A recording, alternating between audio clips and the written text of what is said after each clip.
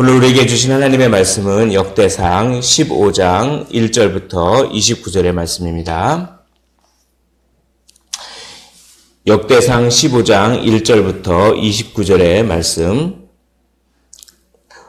봉독은 1절부터 15절까지만 하겠습니다.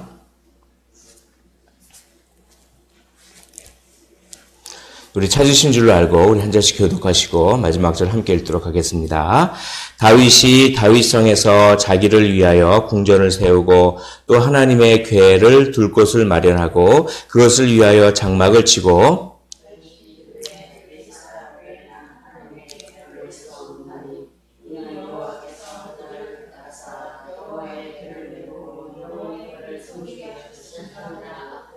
다윗이 이스라엘 온 무리를 예루살렘으로 모으고 여호와의 궤를 그 마련한 곳으로 메어 올리고자 하여 그아 자손 중에 지도자 우리엘과 그의 형제가 120명이요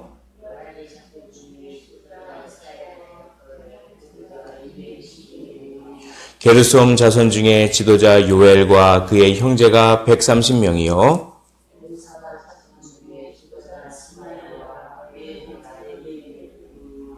헤브론 자손 중에 지도자 엘리엘과 그의 형제가 80명이요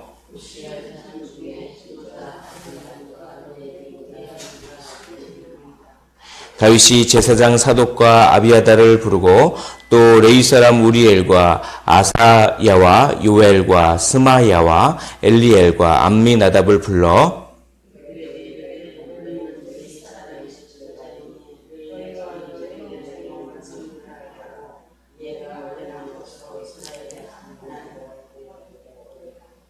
전에는 너희가 매지 아니하였으므로 우리 하나님 여호와께서 우리를 찢으셨으니 이는 우리가 규례대로 그에게 구하지 아니하였음이라 하니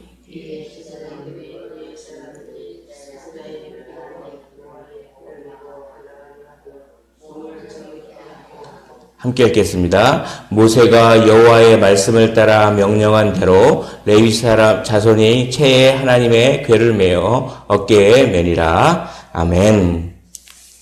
예, 오늘 하나님의 궤, 언약궤를 다윗성으로 이렇게 이동하는 그런 장면을 봅니다. 그런데 오늘 본문 말씀 전에 13장, 역대상 13장에 보면 다윗이 언약궤를 옮기려고 시도를 한번 합니다. 그러나 그때는 실패를 합니다. 왜냐하면 그 언약궤를 레위인들이 이렇게 메고 언약궤를 가야 되는데 수레에다 싣고 가는 바람에 하나님의 방법대로 하지 않았기 때문에 그 기돈의 타작마당에 소들이 막 뛰니까 우사라고 하는 사람이 그 궤가 떨어질까봐 궤를 딱 이렇게 붙들었는데 또 궤를 손으로 만지면 안 되지 않습니까? 그러니까 여호와께서 진노하사 우사를 죽이셨습니다. 그래서 다윗이 그걸 보고 막 노하여서 우사의 몸을 찢으셨다라고 해서 베데스 우사 그 지역을 그렇게 부를 정도로 그리고 하나님을 두려워해서 다윗이 언약궤 옮기는 것을 잠깐 보류를 하고 있었습니다. 그런데 이 언약궤를 옮기지 못하고 오벳 에돔의 집에 이렇게 언약궤를 뒀는데 오벳 에돔의 집이 하나님의 복을 내리는 걸 보고 하나님이 언약궤를 옮기는 것 그 자체를 좋아하시는구나. 다만 언약궤를 옮기는 방법이 틀렸구나. 이걸 안 겁니다. 그래서 오늘은 철저하게 하나님의 방법대로 그렇게 준비하는 모습을 보게 된 것입니다. 왜 다윗이 그 천하의 다윗이 이렇게 실수를 했을까요? 하나님의 방법대로 하나님의 말씀을 온전히 그렇게 순종을 했던 하나님의 방법대로만 했던 다윗이 언약궤 옮기는 것을 한 번 실수를 했던 이유가 무엇일까요? 그것은 너무 흥분했기 때문입니다. 언약궤 옮기는 것이 너무나 좋아서 하나님의 말씀이 드디어 우리 성 안으로 들어오는구나. 그게 너무 좋습니다. 그러니까 그것 자체 너무 좋은 것이죠. 하나님의 일을 너무나 사모합니다. 그러나 그때 하나님의 일을 너무나 사모할 때 그때 실수할 수가 있습니다. 왜냐하면 이게 너무 좋은 것이라도 의도가 좋은 것이라도 흥분을 해버리면 하나님의 방법대로 하지 못할 때가 있습니다. 우리가 하나님의 나라를 확장하고 교회를 위한 일을 하고 그래서 그걸 기쁘게 막 하다 보면 자칫 흥분해서 우리 방식대로 할 때가 있습니다. 그러나 그 방법마저도 하나님의 뜻대로 해야 되는 것입니다. 이것을 다윗이 알고 이제 철저하게 자기 실수를 돌아봅니다. 그리고 회개를 하는 것입니다. 그래서 오늘 보면 15장 오늘 본문의 2절을 보십시오. 2절에 보면 다윗이 이르되 레위 사람 외에는 하나님의 궤를 맬 수 없나니 이는 여호와께서 그들을 택하사 여호와의 궤를 메고 영원히 그를 섬기게 하셨음이라 하고 레위 사람 외에는 하나님의 궤를 맬 수 없나니라고 그렇게 돼 있었는데 수레에다 싣고 막 그런 것들을 이제 돌아보고 자기 실수를 돌아보고 회개를 하고 그걸 알았다는 것입니다. 그리고 13절 보십시오. 13절에 보면 이렇게 되어 있습니다. 전에는 이라고 되어 있습니다. 옛날 몇 달 전에는 너희가 매지 아니하였으므로 우리 하나님 여호와께서 우리를 찢으셨으니 이는 우리가 규례대로 그에게 구하지 아니하였음이라 하니라고 하면서 철저하게 자기 실수를 돌아봅니다. 그러니까 이 다윗을 가만히 읽어보면 다윗의 강점이 있는데 다윗이 실수를 반복하지 않는 강점이 있습니다. 실수를 순간순간 다윗도 몇 번씩 합니다. 그러나 다윗의 강점은 한 번 한 실수를 반복하지 않습니다. 그것이 다윗의 아주 위대한 점이라고 할 수가 있습니다. 왜냐하면 철저하게 실수를 돌아보고 회개하기 때문에 그렇습니다. 실수를 할 수 있습니다. 그러나 중요한 것은 그 실수를 철저하게 회개하고 똑같은 실수, 똑같은 죄악, 습관적으로 짓는 죄악을 다시 짓지 않는 것, 이것이 하나님이 기뻐하시는 일임을 오늘 본문을 통해서 우리가 알 수 있습니다. 그러므로 우리는 항상 자신을 돌아보고 항상 회개하는 삶, 즉 항상 기도하는 삶을 살아라 라고 이게 후손들에게 하는 말씀 아닙니까? 너희들이 버려진 존재가 아니다. 그러므로 너희들은 늘 회개하고 기도하는 삶을 살아라. 이런 말씀입니다. 또 두 번째 교훈이 하나님의 말씀을 준행하라는 것입니다. 즉 하나님의 방법대로 하라는 것입니다.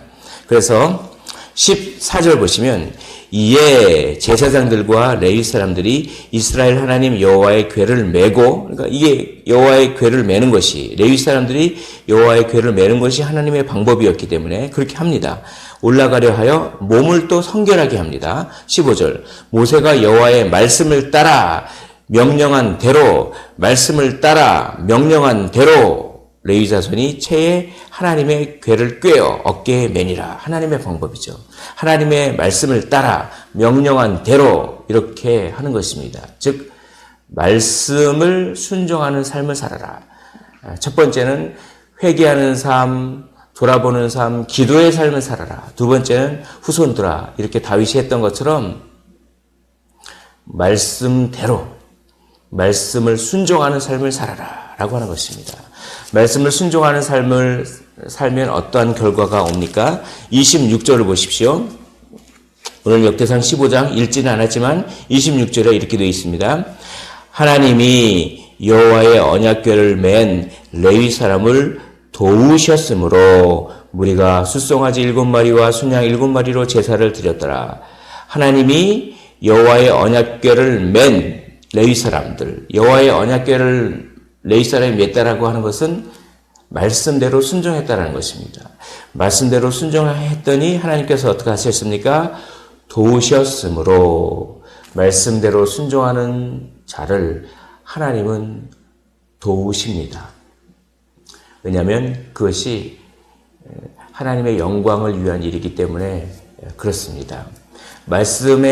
말씀대로, 즉 하나님의 방법대로 행하지 않았을 때는 막 소를 흥분시켜서 궤를 떨어뜨려 버리게 막 하나님이 오히려 그렇게 도우시지 않지만, 그러나 말씀대로 하나님의 방법대로 레위 사람이 언약궤를 맸을 때는 하나님이 도우셨으므로 우리의 삶이 하나님의 도우심을 늘 받는 삶을 사시기를 축복드립니다.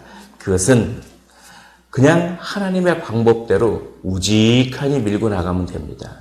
그래서 이거 인간적인 방법대로 이렇게 저렇게 우리의 생각대로 우리의 노력대로 하면 순간적으로 뭐 잘 되는 것 같지만 결국에는 이게 막 틀어져 버립니다. 그러나 순간적으로는 손해 보는 것 같고 순간적으로는 좀 미련해 보이고 그렇지만 십자가의 도가 그 세상 사람이 보기에는 미련한 것이지만 그것이야말로 구원을 주는 하나님의 능력이 된다라고 말씀했듯이 하나님의 방법대로 우직하니 밀고 나가면 하나님을 사랑하는 자, 곧 그 뜻대로 부르심을 입은 자들에게 모든 것이 협력하여 선을 이룰 줄 믿습니다. 마지막 세 번째 삶은 찬양하는 삶입니다. 오늘 16절을 보십시오. 16절을 보면 이 다윗이 하나님의 이 궤가 이게 다 이렇게 옮겨지는 것이 너무나 기뻐서 막 하나님을 찬양하고 찬양대를 조직하고 그 악기, 찬양팀, 그러니까 악기를 하는 사람들을 조직하고 그런 모습들을 봅니다. 그래서 16절에 명령을 하기를 다윗이 레위 사람의 어른들에게 명령하여 그의 형제들을 노래하는 자들로 세우고 비파와 수금과 재금 등의 악기를 울려서 즐거운 소리를 크게 내라. 즐거운 소리를 냅니다. 즐거운 소리를 내되 크게 냅니다. 이렇게 강조합니다. 우리는 어떤 소리를 냅니까? 아이고 죽겠어. 아이고 나는 왜 이렇게 손해를 보지? 나는 왜 이렇게 내 인생은 왜 이러지? 그렇게 즐겁지 못한 소리를 낼 때가 많지 않습니까? 예수님을 믿는다고 하면서도 예수님을 믿는다는 것은 영생을 보장받았다고 하는 그런 뜻이지 않습니까? 영원한 생명을 보장받았다는 뜻입니다. 그러므로 그걸 기억할 때는 항상 기뻐할 수가 있습니다. 그런데 우리가 내는 소리는 즐거운 소리를 냅니까? 이렇게 오늘 본문이 물어보는 것이죠. 우리가 내는 소리가 불평의 소리요, 악담의 소리요, 미움의 소리요, 시기의 소리요, 그런 소리를 내면 그거는 예수님의 마음이 아닙니다. 그리고 또 즐거운 소리를 내더라도 좀 적극적으로 크게 내라는 것입니다. 큰 소리로 정말 하나님이 나를 사랑하니 내 인생이 너무나 멋지구나, 내 인생이 너무 즐겁구나, 이것을 아주 큰 소리로 적극적으로 내라는 그런 것입니다. 어떠한 소리를 내십니까? 자기가 하는 소리가 자기의 인생입니다. 불평하는 소리, 슬픈 소리, 우울한 소리를 내는 사람은 그것이 그 사람의 인생입니다. 그러나 기뻐하는 소리, 감사하는 소리, 찬양의 소리, 그리고 그것도 크게 내는 소리, 그러면 그것이 그 사람의 인생이 될 줄 믿습니다. 오늘 그래서 28절에 보면 이스라엘 무리는 크게 부르고 뿔나팔과 나팔을 불며 재금을 치며 비파와 수금을 힘있게 타며 여호와의 언약궤를 메어 올렸더라. 크게 부르십시오. 힘있게 연주를 하십시오. 그러나 그렇지 못한 사람이 있었습니다. 29절 여호와의 언약궤가 다윗성으로 들어올 때 사울의 딸 미갈이 창으로 내다보다가 다윗 왕이 춤추며 뛰노는 것을 보고 그 마음에 업신 여겼더라. 아니 저 왕이 돼가지고 이 왕이 돼가지고 어떻게 경망스럽게 막 뛰니까 하체가 보이고 막 그러니까 어떻게 그냥 그렇게 그러나 다윗은 하나님을 순수하게 기뻐하고 찬양했습니다. 그러나 미갈은 그냥 인간적인 마음을 품어가지고 그걸 업신여겼지요. 그래서 미갈은 저주를 받는 그것이 사무엘서에 보면 있지 않습니까? 우리의 삶은 어떠한 삶을 살아야 합니까? 바로 회개하는 삶, 실수를 반복하지 않는 삶, 즉 기도하는 삶을 살아야 되는 것입니다. 늘 기도하는 삶을 사시기를 원합니다. 또 우리의 삶은 어떠한 삶을 살기를 원합니까? 말씀대로 행하는 삶, 하나님의 방법대로 행해서 하나님이 우리를 늘 도우시는 그런 삶을 살기를 원합니다. 또 우리 삶은 어떠한 삶을 살아야 됩니까? 즐거워하는 삶, 하나님을 찬양하는 삶, 힘있게 찬양하고 크게 큰 소리로 찬양하는 삶, 그런 삶을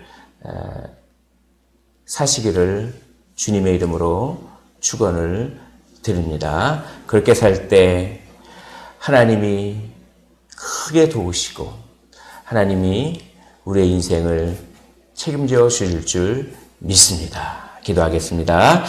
하나님 아버지, 오늘 드디어 이 언약궤가 다윗성으로 들어오는 그 모습을 바라봅니다.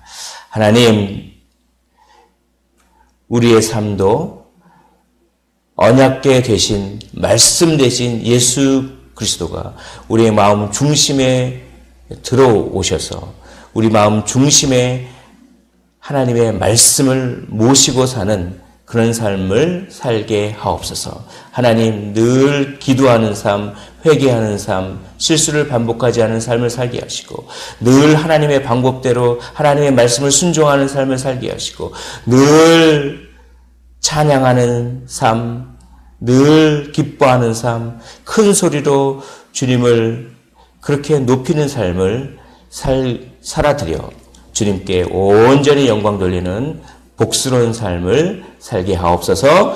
예수 그리스도 이름으로 기도하옵나이다. 아멘.